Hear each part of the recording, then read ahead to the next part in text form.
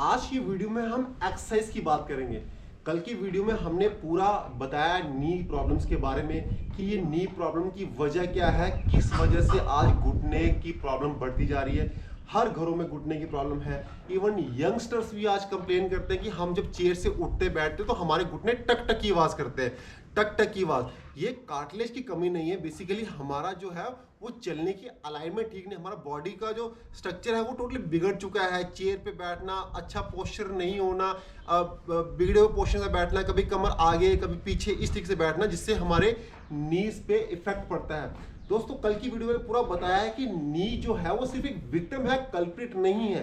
तो इसलिए नी को दोष ना दें, असली जो प्रॉब्लम है वो हमारे हिप्स में और एंकल्स में है, क्योंकि यही हिप्स आप हिप का हमारे टोटली सोए हुए हैं। हिप्स में जो ग्लूट्स होते हैं वो शॉक एब्जॉर्बिंग का काम करते हैं। जब भी आपने कहीं भारी जगह बैठना या कहीं भी आपके वेट को पूरा वही मैनेज करते हैं, और आपके एंकल्स, आपका पोजीशन, क्योंकि और दूसरा हिप सिर्फ एक ज्वाइंट है जो सिर्फ आगे और पीछे मूव करता है, आगे पीछे आगे पीछे। जब आप आगे पीछे इसको ना मूव करके अपने उल्टे सीधे स्टाइल से तरीके बैठने की कोशिश करते हो तो यहाँ इफेक्ट पड़ता है, क्योंकि बॉडी आपके हिसाब से चलती है, उसको अपने हिसाब से चलना पड़ता है, ठीक है ना। तो इसलिए ये वीडियो में अपनी पुरानी वीडियो में मैंने इसकी पूरी डिटेल में बात की है। तो अभी आप जाके पहले पुरानी वीडियो देखिए, फिर इस वीडियो पे आए। इसमें कुछ ऐसे आपको मैं भी योग अभ्यास बताऊंगा जो आप करोगे, निरंतर करोगे तो आपकी बॉडी का स्ट्रक्चर भी अच्छा होगा, अलाइनमेंट भी अच्छी होगी, और जितनी भी नी प्रॉब्लम्स या घुटने के दर्द जो आपको है वो ठीक होना शुरू हो जाएंगी। सबसे पहले तो हम ये बात करेंगे कि आजकल लोग जो क्या करते हैं, लोग अपना सिटिंग पोस्चर उनका कैसा है, आप वो देखिए। आप देखिए, सिर्फ मैं देखता हूँ ऑफिस में, जब भी लोग आएंगे ऑफिस में, ये इस तरीके से आप देखिए। जब आप इस तरीके से बैठते हो तो वेट सारा किस पे है, घुटनों पे है।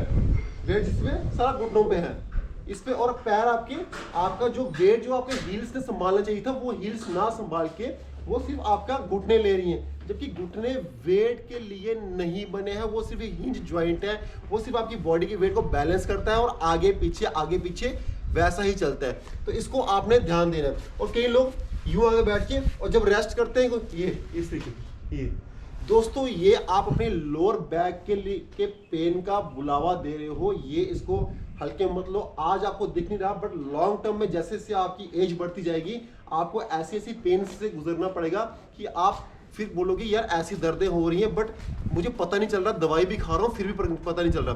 दोस्तों जितने भी आप पेन किलर खाते हो या कुछ भी है, दरअसल पेन हमारी बॉडी का सिग्नल होता है कि उस एरिया पे आपको काम करना है, उसको बॉडी को एक सेफ फील करवाना है। बट आप सेफ फील ना करवा के आप सिंपल क्या कर रहे हो, आप अपनी बॉडी को वापस से पूरा का पूरा मतलब इस तरीके से कर रहे हो कि जबरदस्ती उससे काम ले रहे हो, जबरदस्ती।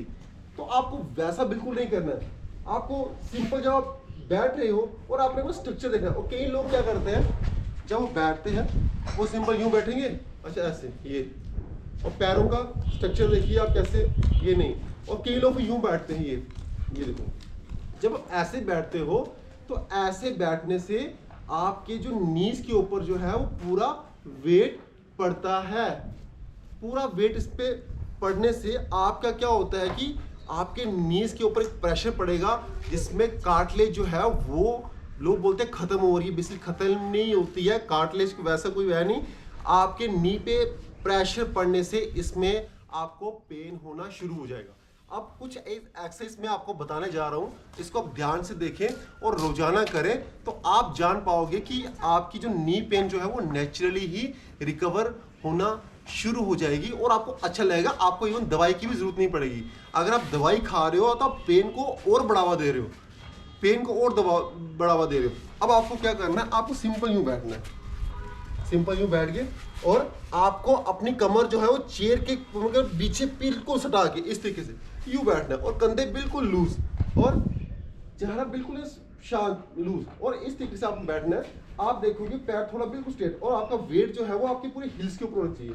आप जब इस तरीके से बैठोगे आपको एक शांत, थोड़ी देर के बाद आपको ना इस एरिया में एक नमनेस आना शुरू हो जाएगी, क्योंकि आपकी रीवायरिंग हो रही है। आपका बॉडी का जो पूरा अलाइनमेंट है वो अभी बेटर हो रहा है, सही हो रहा है, और आप चलोगे तो आपको थोड़ा सा अजीब सा लगेगा यार क्या हो रहा है, बट ये कुछ ही दिन के लिए, इसके बाद आपको पूरी लाइफ टाइम के लिए रिलीफ ये मिलने वाला है। फिर जब ऐसे बैठ गए, आपको थोड़ी देर के लिए आपको क्या करना है, अपनी लेग उठानी है यूं करके और यूं सीधा करना है, सीधा करके ये आपके पूरे क्वाड्स को, पूरा इस मसल को जो पूरे हिप्स को पूरे खींचती है, पूरा आपको इसमें ब्लड सर्कुलेशन होगा, प्रॉपर इसको स्ट्रेच करेगा और पूरा रिलैक्स मिलेगा।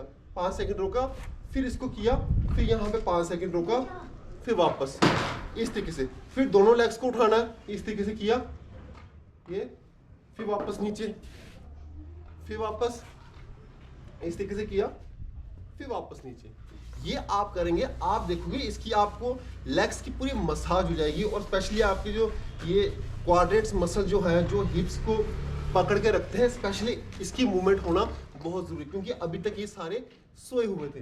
फिर इसके बाद आपने एंकल्स की मसल जरूर करनी है। एंकल्स को आपने क्या करना है, सबसे पहले तो इसको यूं उठा के आप थोड़ा आगे, थोड़ा इसको पीछे, पूरा आगे, पूरा स्ट्रेच कर रहा है इसको, फिर पीछे, फिर आगे, फिर पीछे, इस तरीके से आपने इसको 3 से 4 बार करना है। फिर सेम दूसरी लेग के साथ ऐसे, फिर ये आप फिर चाहे तो इसको फिर घुमा भी सकते हो यूं करके, ये पहले क्लॉकवाइज फिर एंटी क्लॉकवाइज, यूं ऐसे दोनों लेग के साथ आपको कर रहे हैं, फिर ऐसे।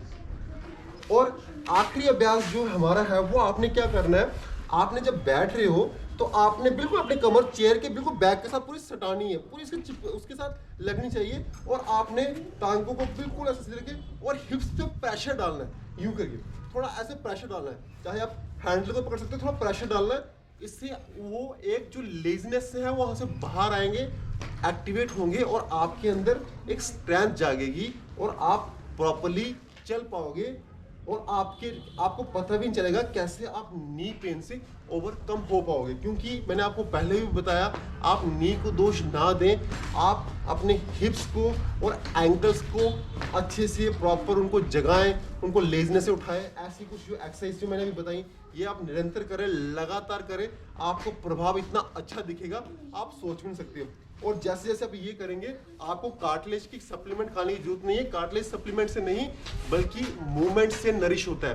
तो इस चीज़ को आपने ध्यान रखना है। और आपको हिप एक्सरसाइज जरूर करनी है, आपको स्ट्रेचिंग जरूर करनी है, आपको बद्ध कोणासन का अभ्यास मैंने अपनी पुरानी वीडियोस में पूरा बताया हुआ है, कैसे बद्ध कोणासन आपकी पूरी स्ट्रेचिंग को खोलता है। क्योंकि चेयर पे बैठने से क्या हो रहा है, हमारा पूरा ये जो हिप एरिया है ये पूरा टाइट हो जाता है, जिसके कारण इसकी मूवमेंट बिल्कुल भी नहीं हो पाती है। तो बद्ध कोणासन आपको पूरे इस नर्व्स को खोलेगा, प्रॉपर ब्लड सर्कुलेशन करेगा, जिससे आप इन सारी प्रॉब्लम से ओवरकम कर पाएंगे। तो दोस्तों आज की वीडियो में इतना ही। अगर ये वीडियो आपको अच्छी लगी तो हर उस इंसान से जरूर शेयर करें, चाहे वो किसी भी आयु वर्ग का हो, जो इन प्रॉब्लम से जूझ रहा है, या यंगस्टर्स जो ऐसे हैं जिनको घुटनों में टक टक की आवाज़ें आती हैं, उनसे जरूर शेयर करें। तो याद रखें, नीज के लिए आपको कोई भी एक्सट्रीम एक्सरसाइज नहीं करनी है, आपको सीटअप्स, कोई भी ऐसी उठक बैठक वैसी कोई भी एक्सरसाइज नहीं करनी जो नी पे प्रेशर डाले। आपको सिंपल थोड़ा सा करो, लगातार करो। ऑलवेज रिमेंबर दोस्तों, consistency is always greater than, हमेशा कंसिस्टेंसी आप करोगे तो वो बड़ी ही रहेगी सबसे। वो आपको दिल छोटा छोटा स्टेप लेना रोज का, और वही छोटा स्टेप आपको पूरे दिन, अगले 1 महीने में 2 महीने में कहाँ से लेके चला जाएगा आपको पता भी नहीं होगा। तो आज